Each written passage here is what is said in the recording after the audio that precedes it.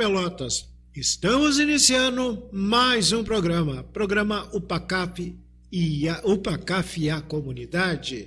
O UPACAB foi anterior, agora é o UPACAF, né? Pô, até parece que eu não estou apresentando esse programa há muito tempo, né? Há mais de 20 anos aí que a gente apresenta o programa comunitário. Era o UPACAB e a comunidade passou a ser o UPACAF. Em 2013, que a gente fez a reforma estatutária, se criou aí uma nova entidade, né? Uma nova entidade para que as associações afins viessem participar com a gente, que era só de bairro. Então, agora as associações afins estão participando junto com a gente. E a gente sempre trazendo convidados, né? Dia 1º, né? Dia 1º aí teve eleição do Conselho Tutelar. Nós temos aqui na nossa bancada Hugo, que já foi conselheiro e está retornando para o conselho, né? Agora ele pode. Eu tinha convidado ele para vir participar do programa, mas estava em campanha e não podia, né? Não pode participar. Agora sim, já passou o processo, não tem mais problema, agora sim pode participar. E a gente quer conhecer, né? Como é que funciona o conselho, né? Qual é a atividade do conselho, para que serve o conselho tutelar, né? As pessoas, mas o conselho o que faz o conselho? Então eu gostaria de te perguntar para ti já de início, qual é a função do Conselho Tutelar? Boa tarde a todos. Prazer estar aqui contigo, sim, Valdir. A UPACAF é uma instituição importante, inclusive para a atividade de conselheiro tutelar. E é isso aí, no dia 1º nós tivemos a eleição de mais uma turma aí, né, de 30 pessoas que vão, a partir do dia 10 de janeiro do ano que vem, tomar posse e zelar pelos direitos, né, e pela garantia de direitos da criança e do adolescente. Fico muito feliz de ter sido convidado por ti, de poder conversar com os amigos, né? Fazia muito tempo, quando tu me convidou, sim, realmente, porque a legislação, ela impediu, né, que o conselheiro tutelar, o candidato ao conselho tutelar esse ano, tivesse ali a participação em programas, né, em palestras e outras coisas. Então, né, a gente tentando fazer da melhor forma possível, né, porque quem zela pelo direito das crianças e dos adolescentes tem que começar a cuidar de tudo que vai fazer, porque como é que é? O exemplo, sim, ele move montanhas, né? Então, vamos fazer certo para que as coisas aconteçam certo. O Conselho Tutelar é um órgão autônomo, né? Eu tenho a definição de lei, Valdir, sim, tá? E eu não vou me ater ao texto de lei, né? Que é um órgão autônomo, independente, encarregado pela sociedade de zelar pelos direitos da criança e do adolescente, porque isso acaba ficando uma sopa de letra, uma sopa, sim, de palavra que muitas vezes a pessoa não entende. Eu gosto de dizer que o Conselho Tutelar nada mais uma instituição parceira do pai e da mãe dos responsáveis. Tá? Inclusive, se for o caso, dependendo da situação, pode ser e deve ser parceiro, inclusive, do poder público. Porém, como a prioridade, né, a criança e o adolescente, o conselheiro tutelar, ele vai ao extremo, né, de cobrar, inclusive, dos pais e responsáveis, que essa criança viva num ambiente saudável, que essa criança viva num ambiente que tenha lazer, né, que ela tem que ir para a escola, né? Assim como a gente cobra muito o Estado, principalmente na área de saúde, né, Valdir, que é, sim, muito próxima de ti também, né? Sim, eu, né, faço parte do conselho, representando a UPACAF no Conselho da Saúde já há um bom tempo, né? E hoje eu estou mais influído dentro do conselho, até porque a gente tem fiscalizado aí hospitais e também os postos de saúde. Então a gente tem feito essa parte aí, porque é difícil, né? Porque na verdade o Conselho da Saúde, ele é um conselho que não tem, o cara tá ali, mas é voluntário, ele não recebe nada para aquilo ali. Muitas vezes tira do bolso para pagar as despesas, sim, que tem própria da gente, né? Mas a gente sabe que está defendendo aí. E eu digo assim, Hugo, o Conselho da Saúde, ele salva a vida, né? Consegue salvar a vida, como também perde muitas vidas. que tu encaminha para o administrador, que é a Secretaria de Saúde, e muitas vezes a demora faz que uma pessoa que está com câncer, que tem que fazer, né, o tratamento, e acaba perdendo a vida porque não conseguiu, é isso aí. pela burocracia que é muitas vezes o poder público e o atendimento. E é isso aí, Valdir. Não deixa de ser diferente o conselho tutelar, né? Só que, claro, como tu bem disse, né, o conselheiro de saúde, ele é um voluntário. O conselheiro tutelar, ele recebe para isso, né? Ele tem ainda essa vantagem aí de ter e usa da estrutura do poder executivo municipal, né, que vem do poder executivo municipal. Então, o conselheiro é isso, Valdir, ele é o parceiro, que onde pais e mães muitas vezes sabe que um breve histórico assim para chegar até o Estatuto da Criança e Adolescente, em 1990 nós tivemos um paradigma, né, uma quebra de paradigma, né? Nós tínhamos o Código de Menores, nós tínhamos o inspetor de menor, né? Sim. A partir de 1990, a primeira coisa que aboliram do texto da Lei 8.069, que é o Estatuto da Criança e Adolescente, foi a palavra menor. Porque essa palavra menor, ela era usada muito para diminuir a condição da criança. Né? Tipo, ele é menor, né? Sim. Então, não existe, desde 1990, na Lei 8.069, essa palavra menor. Assim como o inspetor de menor, que era, na verdade, o policial da criança e do adolescente, passou a ser o conselheiro tutelar, aquele cara que aconselha a família e que protege a criança e o adolescente como ser humanos. Eles são plenos de direitos e ainda de outros que nós não temos, porque prioridade absoluta é um dos princípios dessa Lei 8.069, né? Então é isso, Valdir. O conselheiro tutelar, ele está ali para auxiliar os pais mais responsáveis. Quando uma situação leva em risco, aí o conselheiro tutelar tira essa criança da família. Na verdade, ele tira para proteger, mas quem destitui é o juiz. Conselheiro tutelar, ele não determina guarda, ele não deve se envolver com guarda de criança e adolescente. Disputa de guarda, quem tem o poder de decisão por lei, tá, é o juiz. Tá? E quando a gente toma essa medida, que é de extrema responsabilidade do conselheiro, de tirar a criança do seio familiar ali, ele de pronto ele tem que comunicar ao Ministério Público para que venha comunicar ao Judiciário e que essas medidas já sejam o mais rápido possível revistas. E essas crianças, no caso de geralmente está sendo maltratado, para onde vai essa criança? No momento que se tira de uma família, para onde? Qual é? Tem um encaminhamento, você tem que ter um lar, vai ter que ter alguma coisa. Como é que funciona isso? Tem alguns critérios, né, Valdir? Bom, uma das coisas assim, que é importante falar é que essa medida de retirada da família, ela tem que ser em última instância, muito bem embasada, porque senão o conselheiro pode ser responsabilizado por abuso de poder, ou até por ato daqui a um pouco de excesso, né? Então, assim, vou colocar um caso concreto aqui. Uma criança abandonada dentro de uma casa, o conselheiro chega, verifica a situação da criança, a criança realmente tinha sido violada de alguma forma. A criança, ela é retirada automaticamente. Nós buscamos a família extensa, tá? Ou seja, eu vou falar com o pai, eu vou falar com a mãe, eu vou falar com o vô, com a avó materno, com o vô e com a avó paterno, vou falar com o tio, eu vou falar com a tia, eu vou tentar buscar dentro do seio familiar alguém que possa, Valdir, acolher essa criança, né?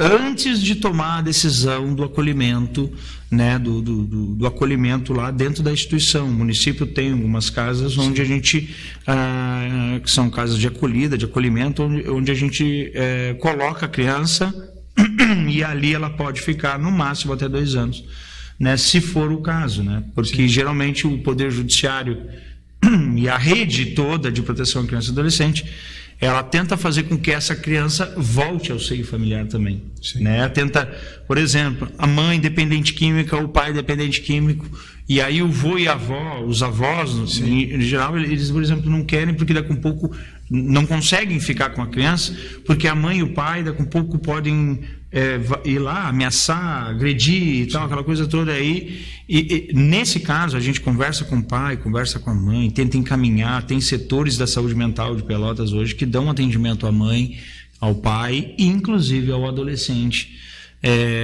que é dependente químico, né? Que infelizmente é algo que assusta muito, né? Porque eu digo para os meus filhos, né? O grande problema da dependência química na adolescência é que eu não sou especialista no assunto, né, Valdir, mas trabalhei na rede de saúde mental de Pelotas, principalmente no CAPS Álcool e Drogas lá. O fazer uso de substância na adolescência pode gerar uma marca, né, muito forte na pessoa, dependendo de por que ela usou. Né? E o que efeito isso causou nela. E na vida adulta ela pode ter vários problemas, né? Dentre eles a própria dependência química, violência, o álcool. O álcool é a maior. Eu garanto, Valdir, hoje eu não sei em números, mas eu garanto que o álcool lá no CAPS-AD, né, mando um abraço até para todos os colegas aí que estão trabalhando ainda no CAPS-AD aqui de Pelotas, que é uma CAPS-AD 3, funciona 24 horas.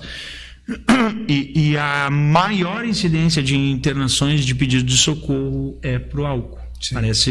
Parece mentira, as pessoas se preocupam muito com o crack, por exemplo, que com certeza tem um impacto muito mais forte no usuário, né? Acabando com a saúde mental e com a saúde física muito mais rápido assim, mas em número de pedido de atendimento e pedido de socorro, o álcool com certeza supera. E eu não vou nem falar do fumo, né? Que o fumo também é algo assim, que é ainda maior que o álcool, né? Nós tínhamos uma oficina lá onde as pessoas não poderiam fazer uso do tabaco, né, por ser uma unidade de saúde, né, Valdir? E quando nós proibimos o cigarro, a pessoa parou de usar várias substâncias, né? E aí quando a gente pediu disse que não podia usar o tabaco, a pessoa nunca mais foi para atendimento. Então o tabaco é algo realmente que causa uma dependência muito grande. No caso assim, uma criança está sendo maltratada e à noite está sendo maltratada. A gente sabe que tem o plantão, sempre tem um conselheiro de plantão. Sim. Quando recebe essa denúncia, e muitas vezes as pessoas não sabem o número do conselho. Sim. Liga para a polícia, e a polícia, qual é o procedimento? Porque tem que ter um conselheiro. Quando tem uma denúncia de maus trato, tem que ter acompanhamento do conselho. Como é que é feito esse intermédio, que muitas vezes a família ou um vizinho está acontecendo na frente da casa dele ou do lado da casa dele, que estão maltratando. No caso, aconteceu uma ocorrência lá no Fragata. Sim. E o vizinho estava batendo nas crianças. Sim. Chegou 20 minutos batendo nas crianças. Chamou a polícia nada de aparecer. Uhum. Como é que é feito esse trâmite aí? Valdir, a polícia ela não pode chegar e fazer contato, que custa muitas vezes 190 que se chama. Sim. As pessoas ligam e custam atender. Sim. E aí passa aquela ocorrência ali e nada de aparecer, né? Porque pode, né, uma criança, no momento que é agredida, ela pode. Eu estou te dando exemplo. Na verdade, Valdir, assim, que acontece. A lei diz que toda pessoa pode. Sim. A polícia não pode, ela deve. Sim. Se ela não fizer, ela está incorrendo em prevaricação, né? O conselheiro deve. Se ele não fizer, ele está em prevaricação. O guarda municipal deve. Se não incorre em prevaricação. Então, omissão, no caso, né? Então, ele ele deve. Nós temos 2 números de telefone, né, que são nossos parceiros, né, vamos dizer assim, do conselheiro tutelar. Nós temos o 190 e temos o 153. O 190 é da Brigada Militar e o 153 é da Guarda Municipal. Né? Devido à grande defasagem de estrutura, quando eu ainda era conselheiro, né, Valdir? Eu convivo lá no conselho, mas pela parte da saúde. E a estrutura é péssima. É péssima. Não tem carro à disposição. Né? É um carro para atender todos os conselheiros. Na verdade, assim, né, Valdir? Sim. Tu tem. Sim. Mas tem 4 carros disponíveis para 30 conselheiros. Sim. Então aí é aquele negócio. Vamos fazer o sorteio também, né? Vamos fazer o sorteio do bife, né? Sim. Aí fica sempre atrasando. E aí eu vou te dar um exemplo bem concreto disso que tu falou. Vamos supor que eu chegue numa casa e tenha um pai, né, razoavelmente forte, sim, agredindo uma criança, né? Qual é a ferramenta que o conselheiro usa? Qual a ferramenta de trabalho do conselho, Valdir? É uma planilha, uma ficha de atendimento, sim, e uma caneta. Qual condição eu tenho, daqui um pouco, de incorrer na proteção dessa criança ou desse adolescente que está sendo agredido? Então, primeiro a chegar é a polícia. Sim. Porque, claro que as pessoas dizem assim, mas parece que não quer... muitas pessoas iam para mim, às vezes até no telefone, tu não quer trabalhar. Não, na verdade, se tu me fizer denúncia, eu vou ir. Mas para mim chegar lá e fazer esse enfrentamento, eu preciso tem que ter uma proteção também, da própria criança, claro, que está sendo porque agredida. Senão nós tivemos casos de conselheiro, por exemplo, que chegou dentro da casa e olha só, ele era guarda municipal, sim, ele era conselheiro. E aí ele entrou dentro da casa, só que o conselheiro não usa arma. Sim. Eu disse, a arma é uma ficha, uma planilha e uma caneta. Ele entrou e tomou uma facada. Sim. Graças a Deus, né, passa bem. Mas o telefone do conselho, Valdir, em horário de funcionamento, é o 3227-5613. Tá? Mas será que está funcionando? Porque os conselhos estão lá na sala do conselho, a grande maioria não está funcionando. Vamos testar, vamos ver. Esses dias eu fiz uma palestra uma vez e falaram do plantão e eu liguei. E aí eu peguei e disse, Tá chamando. Tá chamando. Vamos ver se alguém vai atender. É isso que eu te digo, muitas. Eu fiz isso numa palestra no plantão e deu tudo certo. Agora, porque se a unidade telefônica também está com problema, né? Geralmente não funciona. Lá não funciona, né? Esse é o 3227-5613. E tem o 991 181661. Tá?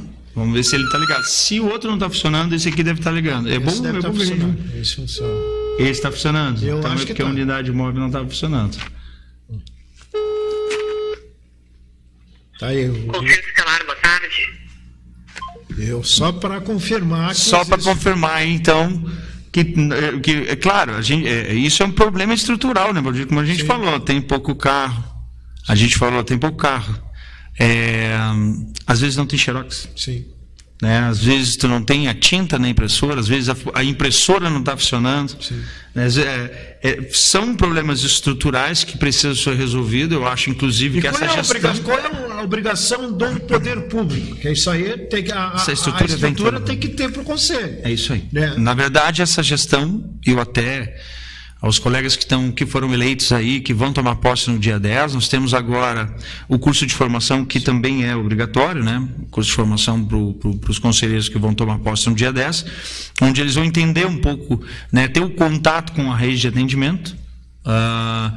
E eu acho, Valdir, que essa gestão que entra em 2023 agora tem deve ter como meta, né?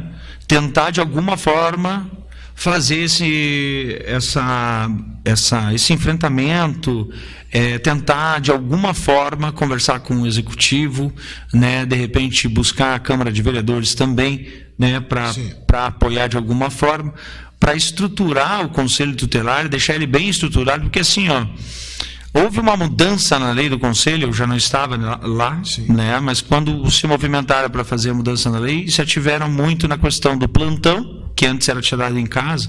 As pessoas dizem assim, mas o plantão em casa. Como eu te disse, se for algo de extrema gravidade e violência, o conselheiro não pode chegar antes da brigada militar. Né? Então, era muito tranquilo. Tu ligava, tu recebia a ligação, tu chamava o motorista do conselho, que estava de plantão, ele te pegava. Enquanto isso acontecia, a brigada militar já ia porque eu já tinha passado o caso.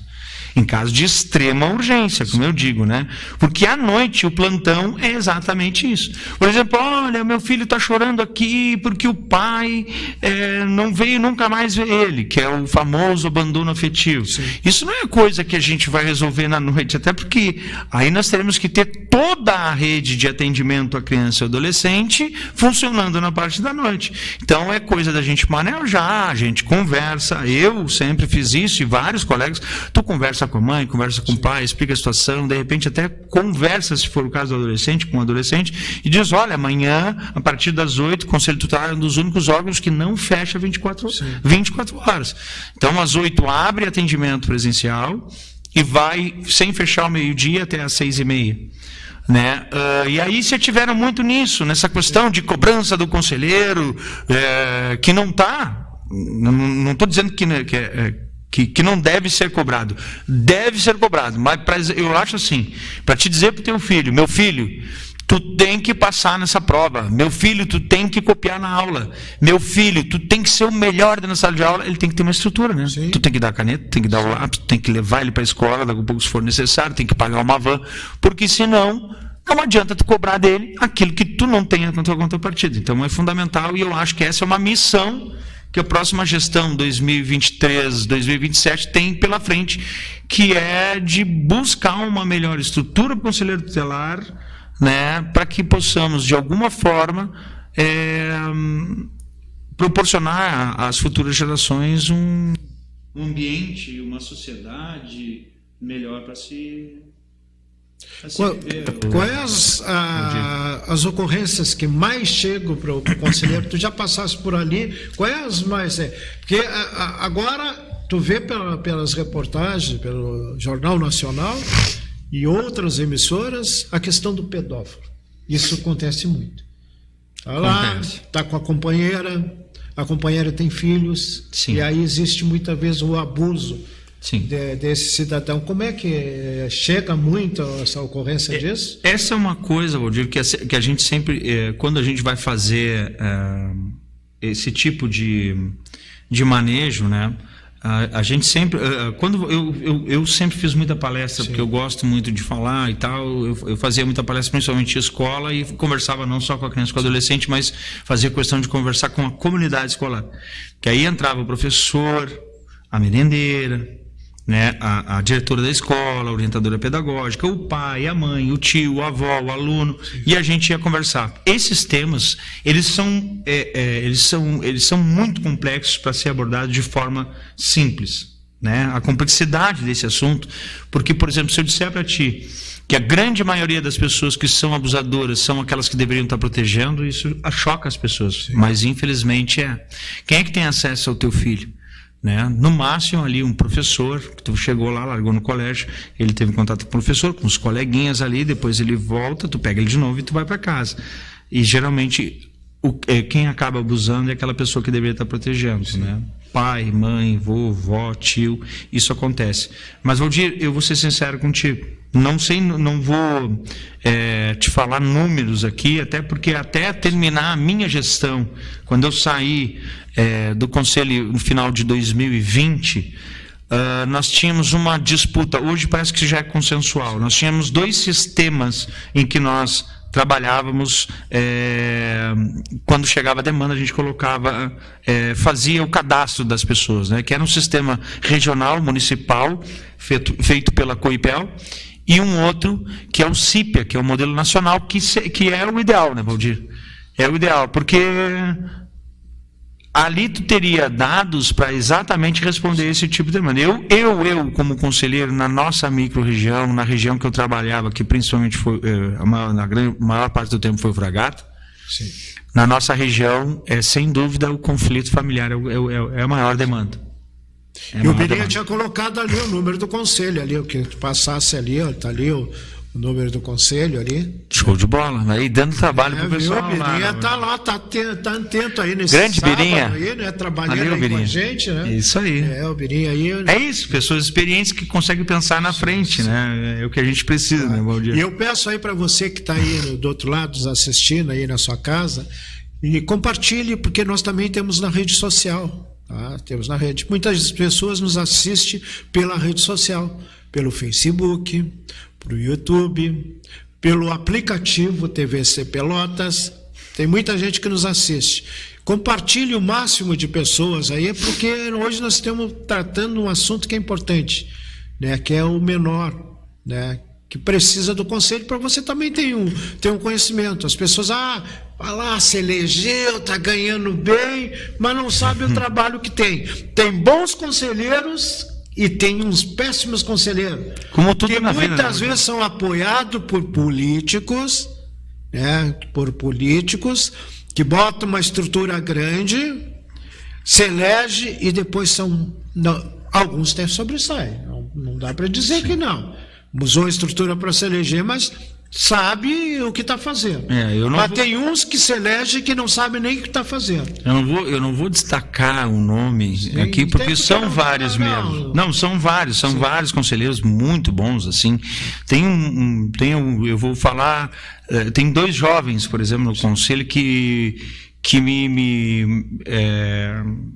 me deixam assim, cara, muito feliz de ver eles lá dentro, atuando, trabalhando, entendeu? Porque são jovens, o jovem, muitas vezes, né, Valdir, acaba de ver, o conselho é da criança e do adolescente, né? Sim. E o jovem, né, ali até acaba não participando. Então nós temos hoje 2 jovens lá, eu não vou falar o nome deles, mas se eles verem o programa, eles vão saber quem é, que eu tenho uma grande admiração, assim.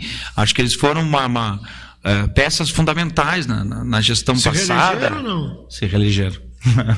Se reelegeram, são ótimas pessoas. Pessoas qualificadas são 30. Assim como vários bons se elegeram, vários bons também não conseguiram chegar nem perto, porque fizeram uma campanha como sempre foi feita, muitas vezes, né? Ô, meu amigo, vota lá, o outro vota lá, tu pede voto aqui, ali. A nota de corte dessa eleição realmente foi pesada, né, Valdir? 329 votos. No conselho tem muitas mulheres, né, que são conselheiras. Acho que são mais que os homens, né? Sim, eu acho que são mais que os homens. Mais. Boa pergunta, Valdir. Sim, isso eu quero, por isso, eu já estou te provocando. Boa pergunta, boa pergunta. A maioria, eu acho que se elegeram agora são mulheres, né? Fiquei sem bateria no celular, já ia olhar agora aqui. Mas, eu vou dar uma olhada depois, não tinha pensado nisso. Não, são mais. Eu não sei, eu acho que não sei, acho que está meio a meio, Valdir. Eu acho. Mas não acho que do outro conselho que foi eleito, acho que eram mais mulheres. Eu acho que eram mais mulheres. As mulheres que foram eleitas. Não, é verdade. Sim. Acho que na nossa gestão. Porque eu fui conselheiro em 2016, né, Valdir, depois fui reeleito em 2019. Em 2021 eu assumi a Defesa Civil e por uma questão jurídica eu precisava me exonerar do conselho para assumir a Defesa Civil do município, uma pasta que também era muito importante, que também ia lidar com a criança e com o adolescente.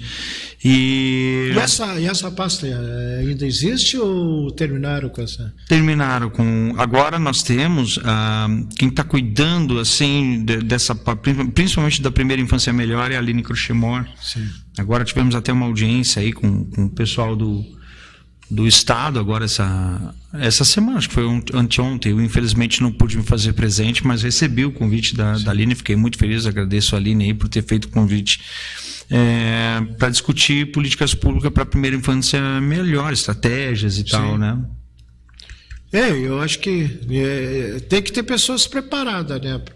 Porque as pessoas dizem, passei na prova. Não é a prova comum, tia. Tu lida com atrito, com os maltrato, com o Ministério Público. Tu tem que responder ali, tu tem que fazer a ocorrência. É assim que funciona, né? Tu tem que passar a ocorrência do que tu fez. Essa mudança da lei também me chamou muita atenção, Valdir, na questão das exigências feitas para a inscrição das pessoas da comunidade para serem conselheiros tutelar. E eu, antes de falar sobre, eu quero dizer o seguinte: eu não sou contrário à capacitação, qualificação e exigência de pessoas que tenham comprometimento com a causa da criança e adolescente. O que eu acho, que eu tenho convicção, é que quando tu exige algo e tu faz uma mudança tão drástica, assim, tão firme, ela seria necessário, no mínimo, uma ampla divulgação e um período de carência para que a sociedade, que a comunidade possa se organizar para se inscrever. Sim. Uma ampla divulgação. Olha, agora mudou, pessoal. Quem quiser ser conselheiro precisa, a partir de agora, por exemplo, ter 2 anos de comprovado trabalho com criança e adolescente. Sim. Tem que ter curso de capacitação para trabalhar com criança e adolescente. Porque o que aconteceu nessa eleição foi, na eleição de 2019, tinham 400 inscritos. E por que agora? Nessa tiveram 106. Por causa das exigências, né? Aumentaram no ensino fundamental para o ensino médio. Eu também não sou contra isso também. Porém, eu não posso esquecer de uma coisa que está ali no texto de lei, que fala sobre uma peculiaridade do conselheiro tutelar. Ele tem que vir da comunidade. Se tu começar a elitizar o conselho tutelar, tu vai acabar tendo pessoas com um conceito diferente daquele que a gente tem da realidade. Vou te dar um exemplo claro. Eu cansei de chegar, por exemplo, em casa, denúncia, vizinho dizer que o Valdir deixou o filho sozinho em casa com 16 anos. Com 16 anos pode, sim, mas com 15 não pode. E aí tinha o atenuante. O Valdir saiu e deixou o menino com 15, ou a menina com 15, cuidando de um outro de 8, de 7, de 6, de 5. A lei diz que não pode. O que tem que fazer, Valdir? Tecnicamente, chega lá, pega as crianças, leva para um abrigo, comunica com o Ministério Público fala com o Judiciário. É assim que deve ser feito. Tá, mas essa é a realidade da sociedade que a gente vive? Talvez uma pessoa da elite não saiba que essa é a grande maioria das pessoas na periferia. Sim. Elas vivem nessa condição. E muitas vezes ele tem que trabalhar, o Valdir tem que botar comida dentro de casa, né? E muitas vezes não tem vaga na creche para colocar a criança, né? Aí tem isso. Aí tem que ser, não sei até que idade que pode ficar na creche. Mas aí, Valdir, eu vou te fazer uma pergunta. Eu sei que tem um cara sensível. Tem um cara sensível, eu vou te fazer uma pergunta. O que é mais fácil? Cobrar do pai, que tem que estar lá se matando, trabalhando tudo, exigir do pai, por exemplo, que ele pague, sei lá, alguém para ficar com os filhos, que dê um jeito, ou do secretário A, B, C, ou D, o político, que ele dê estrutura para o pai poder trabalhar, que tenha creche e que tenha escola em turno integral, ou que tenha projetos em turno inverso da escola. Chama atenção para o movimento escoteiro, por exemplo, que vem há muito tempo tentando entrar como base da educação não formal no nosso município. Sim. O pessoal está à disposição ali para isso, né, Valdir? E não se usa esse trabalho voluntário de pessoas que querem, sei lá, numa tarde, ou 2 ou 3, promover lazer, entretenimento, atividade física, psicológica, intelectual para criança e para adolescente. Então é isso. Acaba se cobrando muito, e aí vem de novo, chama atenção. Nesse ano nós tivemos 106 inscritos e 55 concorrendo. Na outra nós tivemos 400 inscritos e tivemos 116. O que mudou de uma para outra? A extrema exigência e de muita coisa que não foi divulgado amplamente para a comunidade, para que a comunidade pudesse se preparar. Criar curso de formação. Digo, olha, pessoal, vai ter uma eleição daqui a 2 anos, daqui a 2 anos vai ter uma eleição, que essa lei foi mudada em 2021. Sim. Foi mudado em 2021. Então nós tivemos praticamente 2 anos inteiros, né? E o que é uma incoerência, né? Tem que ter 2 anos, mas a lei foi feita em 2020 para 2021, uma coisa assim, tu tinha que ter 2 anos de trabalho com criança e adolescente. Ou seja, chegou o ponto de dizer assim, ó, bom, nem o conselheiro vai poder mais ser conselheiro. Sim. Né? Quando que, na verdade, Valdir, isso aí tem que ser exigido, mas tem que ser amplamente divulgado, tem que ser, a comunidade tem que ser estimulada a participar disso aí. Tu falou agora, o conselheiro de saúde ele não recebe nada, ele é voluntário, né? Tu tem que estimular a pessoa, sabe, Valdir, para que ela participe. Tem que dizer, como tu disse para mim agora aqui, um conselho. Para vocês que querem fazer parte, querem ajudar o próximo, o Conselho Municipal de Saúde precisa de pessoa que nem tu, que esteja preocupado com o próximo, que queira fazer pelo outro e, como o Valdir disse, queira salvar vidas, queira fazer com que o atendimento de saúde seja melhor, né? E o maltrato, a gente já vê aí até pai e mãe que estão lá na prisão porque mataram o filho. Eu fui diretor da fase também, então, né, Valdir? Eu vi muita coisa. Acontece esses fatos aí, né? E é uma questão de saúde. Uma criança ali, se não ter um acompanhamento ali, o que vai acontecer? E o pai está no álcool, está nas drogas, né? Sim. Então, isso são fatos que acontecem nas vilas, acontece isso. Claro. Nas vilas acontece. Muito. O uso de álcool, por exemplo, pelo adolescente, no seio familiar ali, como é que eu vou dizer? Sabe que os filhos da gente, eles não estão com a gente 24 horas, né, Valdir? Não vou ser hipócrita de dizer que meus filhos na adolescência, hoje eu tenho 2 filhas adultas e um filho que está na adolescência, vai fazer 16 anos. Eu não vou ser hipócrita, né, de dizer que eles nunca beberam, né? Mas a gente sempre tem né, a gente tenta, se sabe o que está acontecendo, vai lá, faz uma conversa, tenta explicar a situação, e eu sempre dizia para eles, disse para eles, o problema é o que pode vir a acontecer nesse momento que todo o teu corpo está em formação, né? E a cada dia e a cada ano que passa, se eu não me engano, o último estudo que eu li sobre o tema diz que as pessoas agora, se eu não me engano, a Organização Mundial de Psicologia diz que a pessoa pode atingir a maturidade hoje até os 30 anos, ela desenvolve alguma coisa, e parece que a partir dos 30 anos seria como se fosse um adolescente até os 30 anos nessa condição de aprendizado. E de evolução, né? Então o risco é muito grande. Sim. Usar qualquer tipo de droga nesse momento, nesse período da vida ali né, da criança até a adolescência ali, acabando, né, com os 18 anos, entrando para a vida adulta, é arriscado. Caso de abandono, muitas vezes a gente já teve fatos aí que aconteceu de uma menor de 14 anos ficar grávida, vai lá e ganha a criança e abandona no hospital. Sim. Qual é o procedimento que vai fazer? Isso já aconteceu várias vezes, aí a gente sabe. Que está agora, né? Mas esse tema é tão importante. Sim.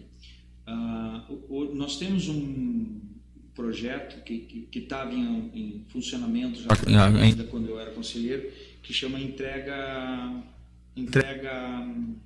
afetiva, se não me engano. Sim. Que é aquela menina que daqui a um pouco ficou grávida. Sim. Uma gravidez indesejada, coisa que acontece.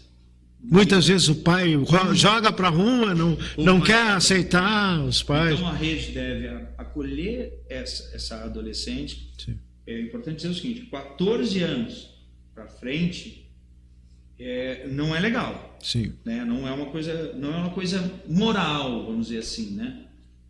Agora, de 14 para baixo é estupro de vulnerável, só para deixar claro. Sim. A menina ficou grávida com 13 anos, de qualquer pessoa que seja, inclusive de um adolescente com 14, Sim. O adolescente não comete crime, ele comete ato infracional, Sim. É importante dizer isso, eu sempre falei no Valdir, Sim. nas palestras, eu gostava de falar com o gurizada, porque eu dizia assim, quem é que quer ser policial aqui? Eu. Então, cara, vocês cuidem a vida pregressa Sim. de vocês, porque daqui a um pouco tu foi preso por tráfico e aí tu vai lá, faz um concurso, tu vai indo, daqui a um pouco, análise de vida pregressa, tá o Valdir e o Hugo, né, os dois com a mesma nota, com o mesmo tudo, e aí o Hugo teve um ato infracional lá, tráfico de entorpecência, agressão, qualquer tipo de tudo que é crime para adulto é ato infracional para adolescente, né?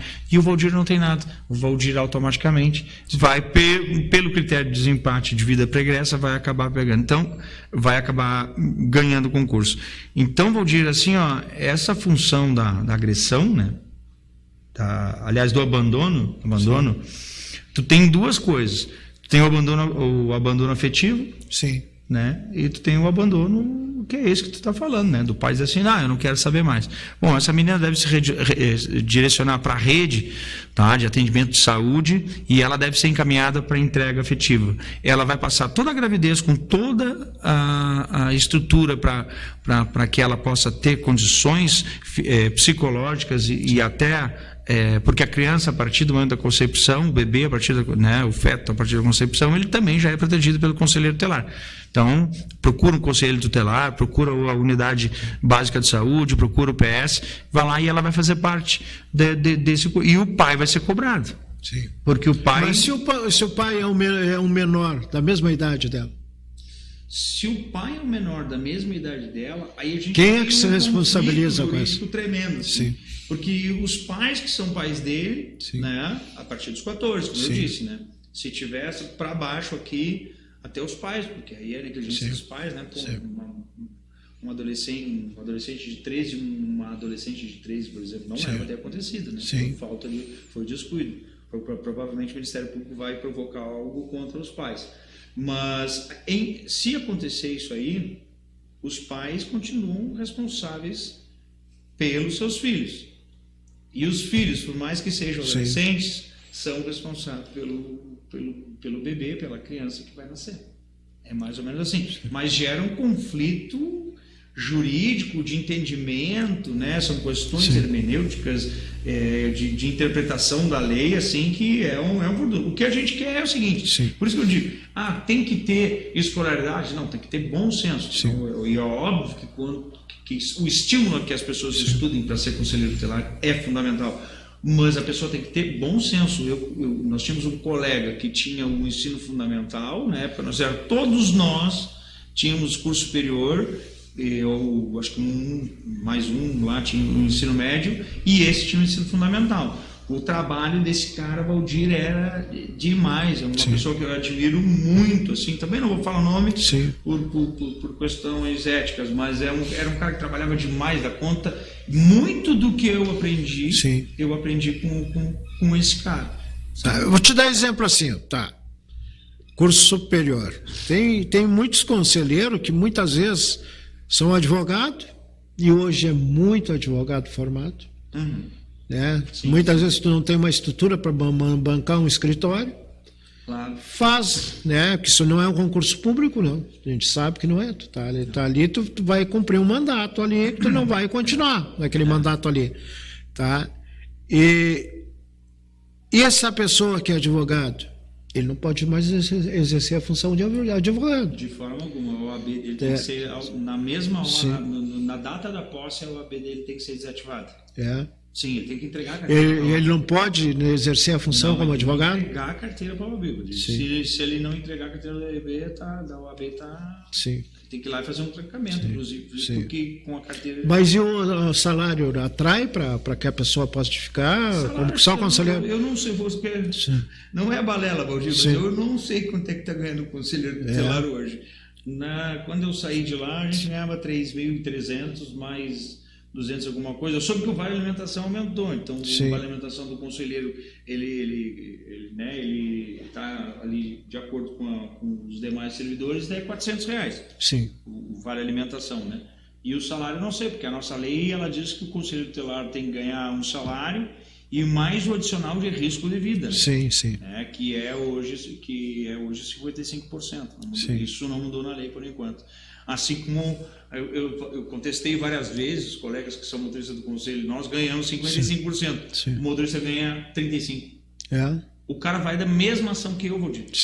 O risco dele morrer é o mesmo. O risco dele tomar um tiro, ser agredido fisicamente, é o mesmo que eu. Por que a minha vida vale mais que a vida dele? Sim. Né? Eu contestava isso muito numa época também em que me faltava muita, vamos dizer assim, maturidade. Sim. Né? Hoje, olhando para o Hugo, né, que eu era, para o que eu me tornei, eu realmente vejo faltar maturidade. Isso tem que ser um enfrentamento, sim, com toda a rede, sim, né?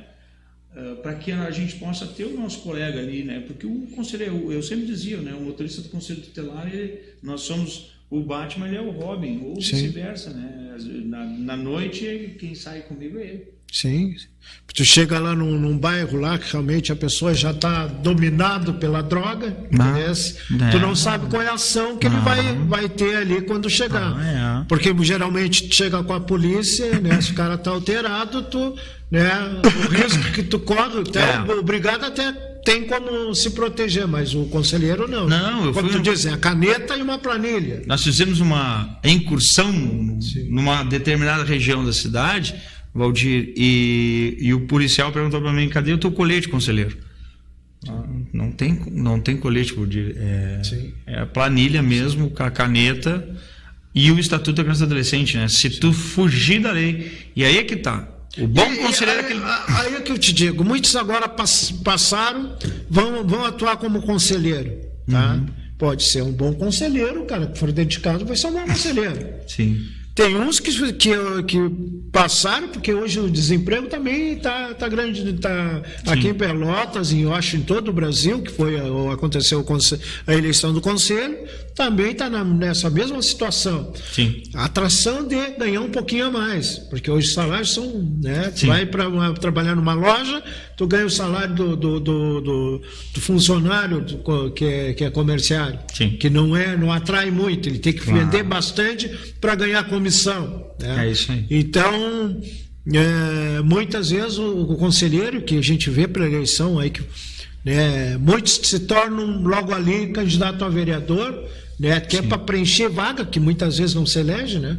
Que ele teve o apoio, mas muitas vezes nem se elege vereador. Exatamente. Não existia não poderia ter numa lei no conselho que o cidadão que concorresse não poderia se concorrer a outro cargo letivo, a não ser esse? Tu sabe, Valdir, que isso fala diretamente de mim, por exemplo. Não, né? eu falo de vários. Mas eu falo que já fosse. Eu fui candidato a vereador. Isso. Então, o que acontece, né, Valdir? Eu acho que, como qualquer serviço público, né, e no Conselho Tutelar não é diferente, principalmente porque, como tu disse, né, nós somos mandatários, né? Então nós temos 4 anos, né? Sim. E até um servidor de carreira renunciar para concorrer? Aí é que tá. A lei cria uma dificuldade. Por exemplo, eu concorrendo a vereador, eu sou obrigado a me licenciar do Conselho Tutelar 3 meses antes, por lei, e essa licença é não remunerada. Sim. Ou seja, eu não onero nada ao município concorrendo a vereador. Eu onero só no meu bolso, porque eu deixo de ganhar 3 meses de salário, perco o proporcional de 13º, perco o proporcional de férias e o pior, Valdir, eu perco o direito de férias. Sim. Então é eu causando um problema para mim, tentando ser vereador, né? Porque, por exemplo, o servidor de carreira, ele sai dali, ele vai lá, ele concorre, alguns continuam recebendo, acho que a grande maioria, concorre e volta, não deu certo, ele volta para cá, ele não perdeu as férias, ele não perdeu o salário, ele não perdeu, entendeu? Esse tem uma grande vantagem. O conselheiro não tem. Né? Assim como o vereador, por exemplo, o vereador não precisa se licenciar para concorrer, ele continua no mandato, continua atuando e continua fazendo campanha, né? Onde quer que ele for, ele está fazendo campanha, porque, né? Então eu penso que assim, o grande problema não é esse. O problema é a pessoa ter compromisso com aquilo que vai fazer, porque quando ele sai, Valdir, tem o primeiro suplente. Sim. Ele tem o conselho tutelar, ele precisa ter a suplência exatamente por isso. E aí vem o suplente. Agora eu te dou exemplo. Tu falaste que foi 100 e poucas pessoas que concorreram. Passaram 55. 55. Isso. Vai faltar para preencher essas 30 vagas, são 30 suplentes. Que são também? 30 suplentes, 5 vagas. 5 vagas. Tá, e como Segundo eu dei uma pesquisada, o Condica tem uma possibilidade que é, vamos supor, Sim. 30 conselheiros tutelares saíram para fazer. Claro, que aqui em Pelotas não somos 30, né? Mas vamos pegar uma cidade pequena, né? Tinha 5 conselheiros tutelares e tinha 5 suplentes. Sei lá, 5 saíram e daqui a um pouco aconteceu uma tragédia, caiu o avião, morreu 5. Vai fazer uma nova eleição? Não pode, porque a lei é federal e é de 4 em 4 anos. Então o Condica pode convocar pessoas para serem suplentes. Sim. Entendeu? Os titulares, os suplentes viram titulares e o Condica, não, aí eles vão fazer uma seleção. E eu estou te falando assim, algo que eu dei uma lida para cair para lá, entendeu? Sim, pode trazer outros que foram bom conselheiro para assumir vamos fazer uma tomada de currículo, uma seleção por currículo, sim. Entendeu?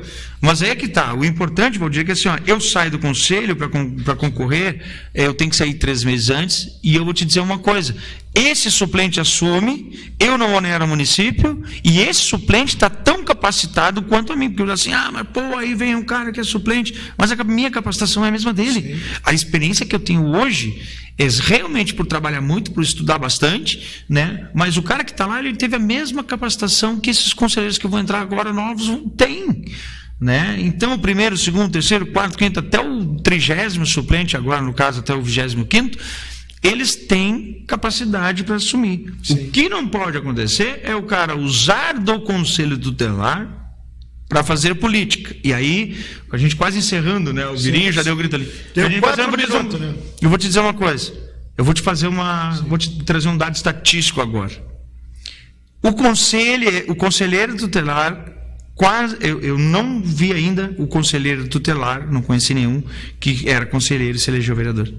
Até porque tem assim. Porque a incompatibilidade, ao mesmo tempo que tu faz muito bem pro filho do Valdir, tu faz muito mal daqui a um pouco, porque tu teve que ir lá e te impor com o pai, com o secretário, com o servidor e tal. Então as pessoas criam uma antipatia contigo. Então nós tivemos aí, vamos lá, historicamente, né? Daniel Vulcan, Daiane Dias, José Francisco, Hugo Miori, pessoas que tentaram, né, e não conseguiram enquanto conselheiros tutelares, né? E eu te dar exemplo, o Daniel, conheço o Daniel Vulcan, era o cara do movimento comunitário, tive junto com ele excelente conselheiro. Excelente conselheiro. Aprendi muito e não conseguiu, Daniel tentou, não conseguiu, abandonou o conselho, não quis mais. Abandonou o conselho em pleno mandato. Em pleno mandato. São pessoas que abandonaram, e isso acontece também, né? Acontece. De pessoas se elegerem e daqui a pouco desejo, porque Valdir, uma coisa daqui a pouco tu tem disposição, né? Sim. Mas quando tu te dá de cara com o serviço, é complicado, Valdir. Tem algumas coisas que batem no... Tá, então vamos... o Birinha já fez um sinalzinho de 1 minuto. Que é Birinha?